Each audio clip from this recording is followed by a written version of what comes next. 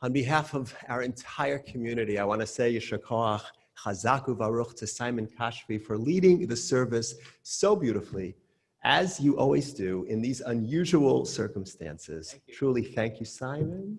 Shana Tova to you and your family. Ladies and gentlemen, we wish each and every one of you Shana Tova, a good year, God willing, a healthy year, God willing, a sweet year. Wherever you are, shalom, shalom, merachok u'mikarov.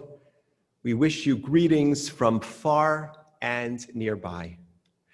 I want to say a few words this morning about the importance of empathy. Empathy is something that we don't always understand.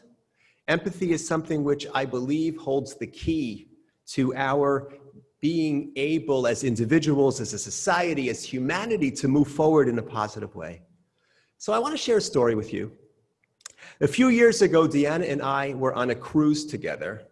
And just to remind us, there was a time when people used to leave their homes and travel from one place to another. And so Deanna and I were actually on this cruise having a good time. And there was a comedian on the cruise who was very, very funny. And his shows were always filled to the rafters. So we discovered that one day he was going to offer a session on how do you do comedy. So we showed up and we sat in the theater, and he looked out at us and he said to us, "So tell me, how do you do good comedy?" And somebody raised his hand and said, "Well, you tell good jokes." And he said, "Actually, that's not the best way to do good comedy." So then he proceeded to do a whole routine. And the routine was all about the tiny bathrooms that we all have on the ship cabin, where there's very little room to move around. So he actually showed and he pantomimed somebody trying to get out of the shower and banging their knee on the sink. And then he did an imitation of the flushing sound, which I'll spare you from. And he talked about trying to bend down in the tiny shower if, God forbid, you drop the shampoo, and trying to stay straight so that you don't leave and get water all over the place. And as he was going through this, people were laughing louder and louder and just could not control themselves. And so he finished the routine, and he said to us, "I didn't tell a single joke. There were no one-liners. Why are you all laughing?" And a woman raised her hand and she said, "We're laughing because we all have these silly little bathrooms. We all know exactly what you're talking about. We've all bumped our knees. We've all tried to bend down and get the shampoo." And he said to us, the best way to do comedy is to describe something that everybody is experiencing and to bring people along. Ladies and gentlemen, for the past half a year, we have all had a similar experience. You might say that we're all in the same boat, though it hardly feels like a cruise. And yes, there are some funny moments. Perhaps you have found yourself in the supermarket with the mask and your glasses are fogging up and you're trying to read the ingredients to get the right salad dressing, and then somebody texts you from home to say, "We don't need salad dressing altogether." These are the kinds of things that have happened, but by and large, it has not been funny. It has not been funny at all. Most of this has been frightening and frustrating and downright depressing. Some of us have been ill with COVID. From what people have described, it is terrifying and painful. Some of us have lost loved ones to this illness. Some of us have buried loved ones from whatever cause in private ceremonies, without the usual support that we get from family and friends. Some of us have celebrated a simcha in a backyard with far few people present than we were hoping for, or done it on Zoom with far fewer people physically present than we were hoping for. Some of us have gone for very long times without hugging people that mean the world to us. Some of us have spent lots of time with few breaks with children and teenagers, and that can be very challenging for many reasons. Some of us have been trying to find a romantic partner without the luxury of being able to meet people in person Some of us are having challenges with the people that we live with day in and day out. Some of us are living with profound financial losses. I dare say that all of us, to some degree or another, have experienced a host of emotions, including exhaustion, sadness, anxiety, and boredom. Now, of course, the comedian's job is done when everybody is laughing. Why am I sharing all of this? It's not to make us laugh. I'm sharing it because so many people have said, when this is over, we are all going to be kinder and more sensitive people. We're going to treat each other more compassionately. We are going to have higher regard for each other and what we're going through by virtue of what we have experienced. And I think to myself, that makes sense.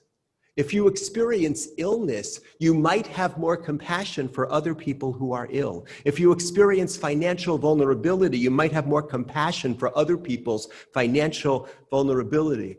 If you experience challenges with your loved ones, you might have more compassion for people experiencing such challenges. But the key word here is might. It doesn't always work out that way. There are things that get in the way. Empathy can be challenging. We don't always have appropriate empathy for other people. Sometimes we close ourselves in and focus more on ourselves. Our tradition teaches us that empathy is something that we need to work on and that we must work on.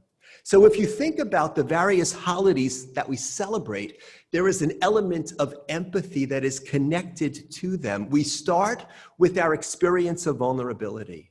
Passover, we were once slaves. Sukkot, we lived in flimsy huts that the wind and the rain could blow down. Hanukkah, we were denied the right to practice our religion the way we wanted to. Purim, we faced the possibility of annihilation. How interesting that our people have chosen to commemorate our vulnerability in so many of our holidays. And the question is why? And I believe the answer is because we were meant to think about our vulnerability so that we could be more compassionate to other people. We were once slaves. We have to make sure that other people are not enslaved. We once lived in flimsy huts. We have to make sure that other people have appropriate homes. We experienced persecution. We have to make sure that other people don't experience persecution. This day, Rosh Hashanah, is also about our vulnerability. We will be singing Unetana Tokef, who will live and who will die. And then at the end of that prayer, we say that we are kiruach noshavet, ka'avak poreach, kachalom ya'uf, or like a passing breeze, scattering dust, a vanishing dream. Okay, we're vulnerable, so what? The so what comes in the words teshuva, tefillah, tzedakah, ma'avirin et roa hagazera. We are supposed to look within, teshuva, and try to make changes. We are supposed to connect with each other and our Creator, tefillah, through prayer. And we are supposed to ultimately do action in the world, tzedakah. There is a pathway from vulnerability to empathy to action, and that is very much a pathway that our tradition encourages. I am inspired by people who suffered from the COVID virus, who subsequently chose to donate plasma so that they could help others who might face the illness. I'm inspired by people who had challenges with their parents and then who decide, I'm going to give a break to other parents because I have a sense of what they might be going through. Instead of judging the decisions that they make, I'm going to cut them a little slack. I'm inspired by people who are isolated during this crisis in a way that they might not prior have felt isolation and then say, you know what, there are people who are isolated all the time. I'm going to be more mindful of them. And beyond the experience of COVID, we use our own experiences to sensitize us to the experiences of other people. We got news right before the holiday began of the passing of Justice Ruth Bader Ginsburg. She is somebody who experienced discrimination based on her gender and based on her religion. And she fought for equality based on gender and religion and other things as well. She used her own experiences of not having equality in order to advocate not just for herself, but for other people. I am inspired when my fellow Jews use the experience of anti-Semitism, of discrimination against us, in order to fight for equality for all people, regardless of the color of their skin, of their background, of their gender, of their sexuality. That is going from vulnerability to empathy to action. Winston Churchill famously said, "You should never waste a good crisis." What does that mean? I believe it means that we should learn from a crisis. We don't want it, we don't ask for it, but we should learn from our crisis, and we should make changes based on what it is that we learn. We as a synagogue are trying hard to learn from this crisis. We are trying to learn more and more that we need to do a better and better job of reaching out to people. So I assure you that we are going to continue to stream our services even when, God willing, this pandemic is behind us, because we know that people can't always get here in person, and we want to share this experience with everyone, regardless of their circumstance. We are going to continue to explore ways to make sure that everyone in every situation feels connected. There is an old Jewish expression, only a stone should be alone. A human being should not be alone. And I hope that as individuals, we're also going to learn from this to be more aware of the needs of other people. Let's ask our neighbors if they need help even more than they did before. Let's call loved ones even more than we did before. Let's find out if there are isolated people who might need our company and help even more than we did before.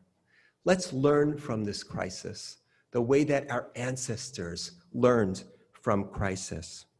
We are facing many, many challenges as individuals and together.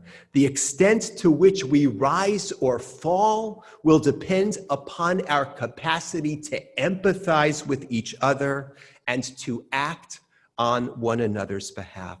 So I charge us at the beginning of this new year, let's be thoughtful and empathetic and brave.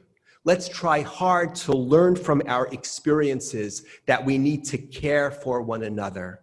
We must practice physical distancing, but we must not practice emotional distancing. Let's open our ears and our hearts and our hands to each other so that our families and our synagogue and our nation and our planet will all emerge stronger than ever in the new year ahead. Shana Tova Umetuka. Through our efforts and with God's help, let it be a good, sweet year for all of us. Amen.